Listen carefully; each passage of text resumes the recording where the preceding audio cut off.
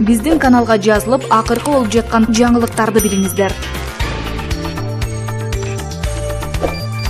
Bir neçe gündөн beri Чоң Азат партиясынын мүчөлөрү лидерлеринин бири Сыймык Жапыкеевди таба албай жатышат. Бул тууралуу Вести KG сайтына аталган саясий бирикменин депутаттыгына талапкер Асхат Осмонов билдирди. Анын айтымында Жапыкеевдин телефону жок. Биз аны бир нече күндөн бери таба албай жатабыз, деди Осмонов. Ошол эле учурда Жапыкеевдин Фейсбуктагы баракчасында 18 саат мурун Карапайым эл министрлер кабинетинин жаңы башчысы Садыр Жапаровду колдойт деп жарыялаган басылма пайда болду. Карапайым эл Садыр Жапаровго убактылуу бийликти өткөрүп берүү менен аны колдогон. Президент кызматтан кетүү жөнүндө арыз жазышы керек деп жазган мурдагы прокурор. Эскерте кетсек, массалык башаламандыкка өтүп кеткен миңдеген адамдардын митингиден кийин Жапыкеев башкы прокурордун милдетин аткаруучу болуп жарыяланган. Бир нече күндөн кийин ал маегинде Сооронбай Жээнбековго, Райымбек Матраимовго жана экс-премьер-министр Мухаммедкалый Абылгазиевге кылмыш ишин козгогонун айткан. Элдос Казыбеков, Вести KG.